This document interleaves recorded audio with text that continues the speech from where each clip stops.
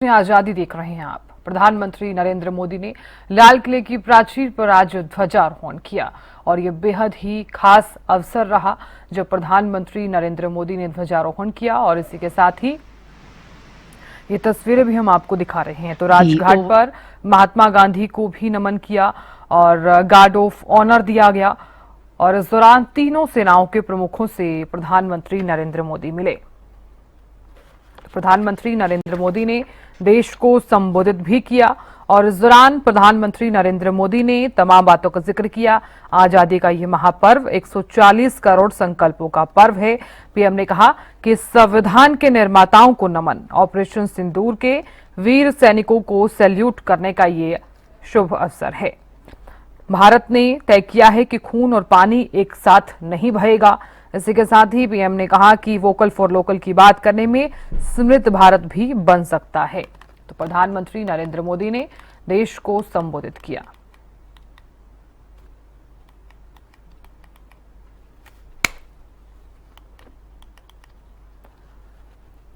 तो लाल किले की प्राचीर पर ध्वजारोहण करते हुए प्रधानमंत्री नरेंद्र मोदी नजर आए और इसी के साथ ही आज आजादी दिवस को लेकर पूरे देश भर में जश्न का माहौल नजर आ रहा है। तो तीन तस्वीरें आपको हम दिखा रहे हैं। प्रधानमंत्री नरेंद्र मोदी ने ध्वजारोहण किया और इस दौरान गार्ड ऑफ ऑनर दिया गया। प्रधानमंत्री नरेंद्र मोदी ने महात्मा गांधी को नमन किया राजघाट पर पहुंचकर। तो देश के नाम ये संबोधन और इस दौरान प्रधानमंत्री नरेंद्र मोदी ने पूरे देशवासियों को आजादी दिवस की बधाई दी। आजादी का ये महापर्व 140 करोड़ संकल्पों का पर्व है। आजादी का ये पर्व सामूहिक सिद्धियों का गौरव का पल है। हर हृदय उमंग से भरा हुआ है। देश एकता की भावना को निरंतर मजबूती दे रहा है। 140 करोड़ देशवासी आज तिरंगे के रंग में रंगे हैं। लाल किले की प्राचीर से ऑपरेशन सिंदूर के वीर जाबाजों को सैल्यूट करने का अवसर मिला है।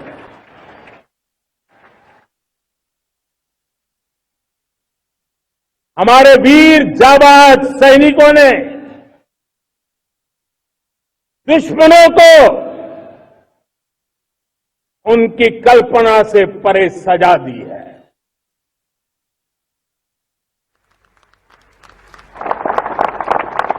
और इस अपील को पहलगाम में सीमा पार से आतंकियों ने आकर के जिस प्रकार का कत्ले आम किया, धर्म पूछ पूछ करके लोगों को मारा गया। पत्नी के सामने पति को गोलियां दी, बच्चों के सामने अपने पिता को मौत के घाट उतार दिया गया। पूरा हिंदुस्तान आक्रोश से भरा हुआ था। पूरा विश्व भी इस प्रकार से संहार से चौंक गया था। मेरे प्यारे देशवासियों, ऑपरेशन सिंदूर उसी आक्रोश की अभिव्यक्ति है। भारत ने तय कर लिया है, खून और पानी एक साथ नहीं बहेंगे।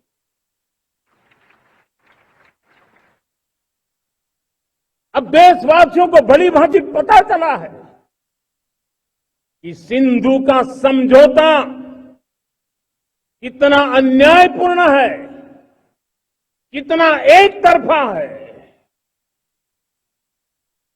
भारत से निकलती नदियों का पानी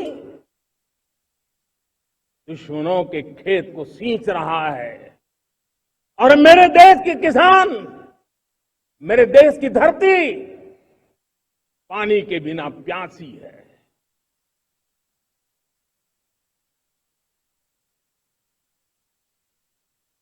ये ऐसा समझौता था जिसने पिछले 7 दशक से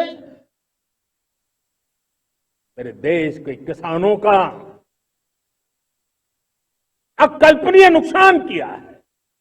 भारत के मंत्र को लेकर के जीता था। आज समय की मांग है,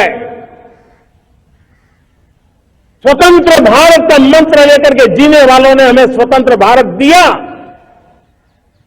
आज 140 करोड़ देशवासियों का एक ही मंत्र होना चाहिए, समृद्ध भारत। अगर कोटि कोटि लोगों के बलिदान से स्वतंत्र भारत हो सकता है, तो कोटि कोटि लोगों के संकल्प से, पुरुषार्थ से, आत्मनिर्भर बनने से, वोकल फॉर लोकल की बात करने से, स्वदेशी का मंत्र को जापने से समृद्ध भारत भी बन सकता है। वो पीढ़ी स्वतंत्र भारत के लिए खप गई थी, ये पीढ़ी समृद्ध भारत के लिए नए कदम उठाए, यही समय की मांग है। प्रकृति हम सब की परीक्षा ले रही है। पिछले कुछ दिनों में प्राकृतिक आपदाएं, भूस्खलन, बादलों का फटना, न जाने कितनी कितनी आपदाएं हम झेल रहे हैं। पीड़ितों के साथ हमारी संवेदना है। राज्य सरकारें और केंद्र सरकार मिलकर के बचाव के काम, राहत के काम, पुनर्वसन के काम में पूरी शक्ति से जुटे हुए हैं।